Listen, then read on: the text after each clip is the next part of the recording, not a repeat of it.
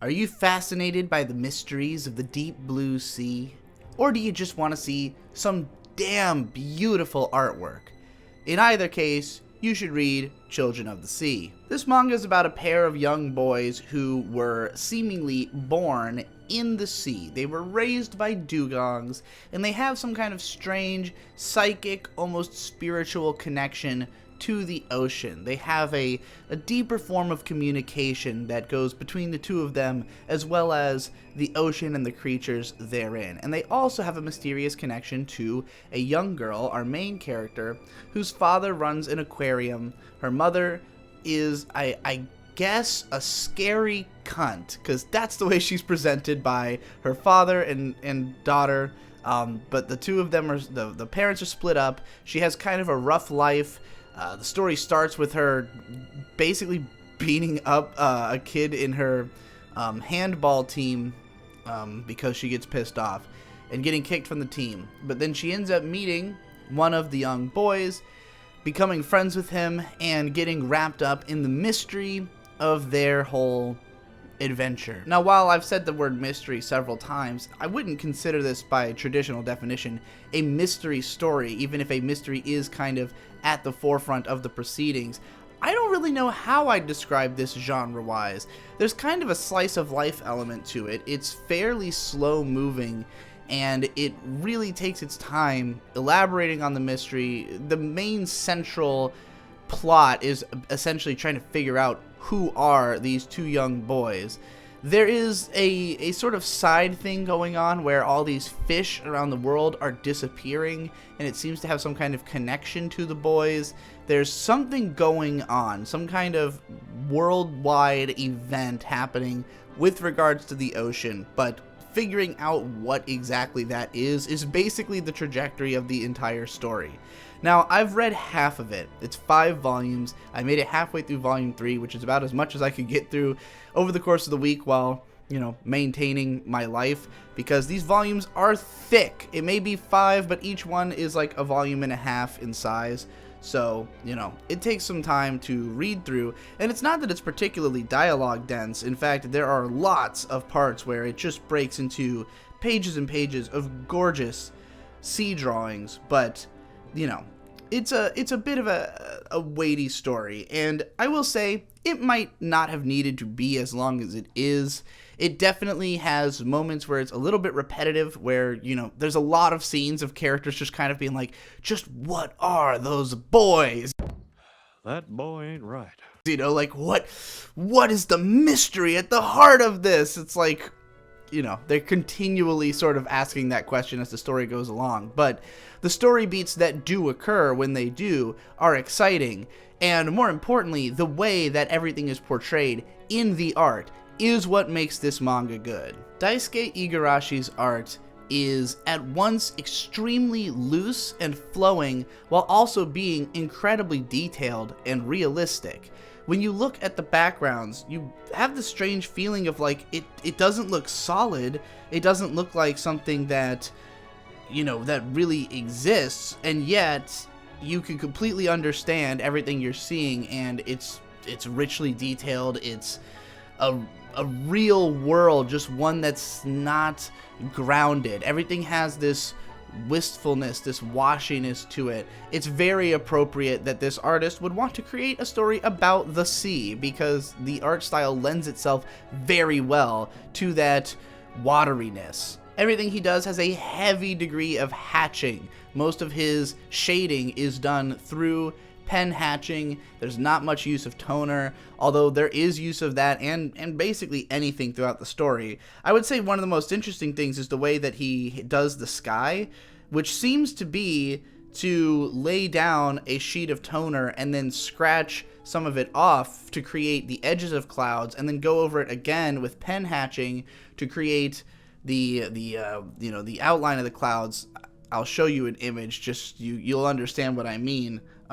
It's really cool looking, and all throughout you just get lots of these very expressive backgrounds. Not something I think I've said in this story before, that the backgrounds themselves would have an expression.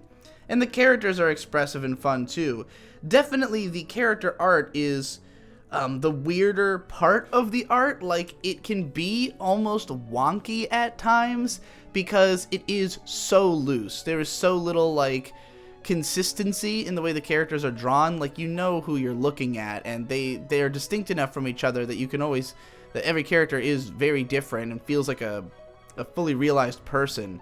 You'll definitely see more variety of body type in this than you would normally, but they just are all drawn with this extremely loose style that can be strange sometimes. Like, if you're just staring at an individual image, you'll be like, what the hell?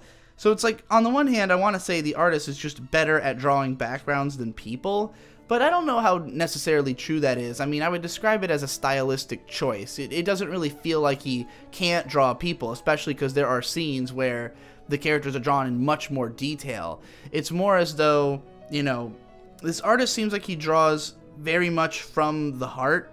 Like, every image is just drawn to, you know, however his mental image of it is, and kind of, I don't know how fast this story came out, but like, in spite of the insane level of detail of some of these images, I get the impression this guy probably draws fairly fast, because the whole manga has a bit of a stream of consciousness air to it. So other than the artwork, what interests me the most about this is the presentation, because it is not always a very straightforward story. And in fact, I would say it takes a while before it really becomes one. It's a story that often sort of goes through parts where he might share some quotes from different authors or reports from things that have happened, you know, related to the ocean scientifically through history. There's parts where it will break to tell a completely different side story about some kind of mysterious ocean event that transpired somewhere in the world, or you know, it'll go maybe into a character's head for a little bit, or just cut between different characters in ways that all give it this mysteriousness, particularly at the very start of the story. The way it slowly eases you in through these other scenes is trippy and cool, and the whole thing has, again, a stream of consciousness air about it, and combine that with the extremely mysterious artwork, and it really envelops you in this tone. I would say that the first chapter is really fantastic, and from that point forward, we slowly start to get to a point where it's progressing more as a normal story, but it still has that ability to break away and do something different for a little bit, you know, that again deepens the mystery. And there's also just tons of scientific knowledge being dumped on you at parts where you just learn lots of shit about the ocean, and, you know, random facts about sea creatures and stuff like that, which all contribute to the overall point. Because what I would say this manga is about is essentially communication and forms of communication beyond words. Specifically, the idea that there is an ability to communicate something greater that can't be understood through explanation, which is something that interests me a lot. I kind of talk about that theme a lot in my own videos, so I was excited about that.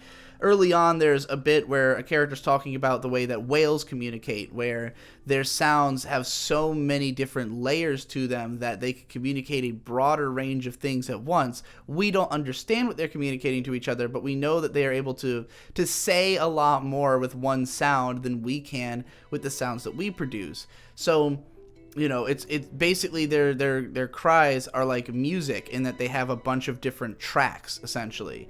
And you know, that being brought up so early into the story clearly feeds into the purpose of it, where all these characters, especially the main three, they can communicate through some kind of special means. They have some kind of psychic-esque connection, again, to each other and the sea.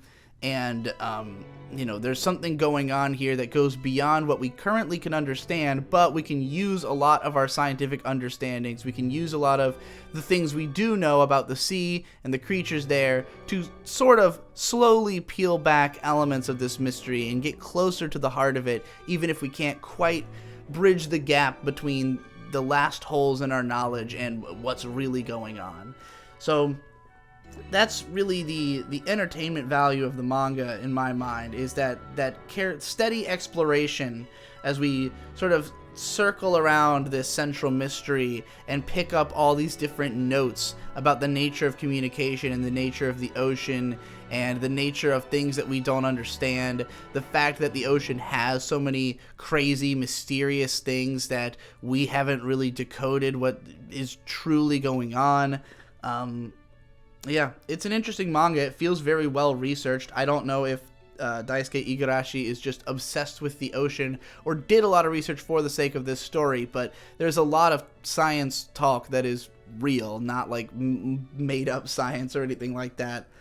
The characters are maybe not the most exciting. I would say that the main girl is a fairly fun character, though once the plot gets rolling, it really becomes more about the mystery and the plot. But again, I would say this one is worth reading primarily for the gorgeous artwork, the intriguing storytelling, the interesting themes, and just the experience of reading it is pleasant. In spite of the fact that I think it's somewhat long-winded and takes a while to get to the point, I just enjoy reading it chapter by chapter, and I'll probably finish it. But that's for another time. And I would have tried to read all of it just to talk about it in more depth, but I don't want to spoil anything anyways. Like, there's stuff, even in what I read, that I just think would be too spoilery to really talk about. So that's it for Children of the Sea. If you want to buy that manga, you should use my Amazon Associates link in the description because I will get a kickback from it. You can buy the whole goddamn thing. It's only 5 volumes. They're all out, and it's not easy to come by in stores. We really had to hunt these down. May finally bought them at Otakon from a vendor that had the whole series, but if you buy them online, they're a lot easier to find. Meanwhile, on the next episode, next week, I'm going to be reviewing the Shintaro Kago manga, Super Dimensional Love Gun. I'm extremely excited about this because Shintaro Kago is one of my favorite artists. So stick around for next week, and you'll be able to check that out. I'll see you then.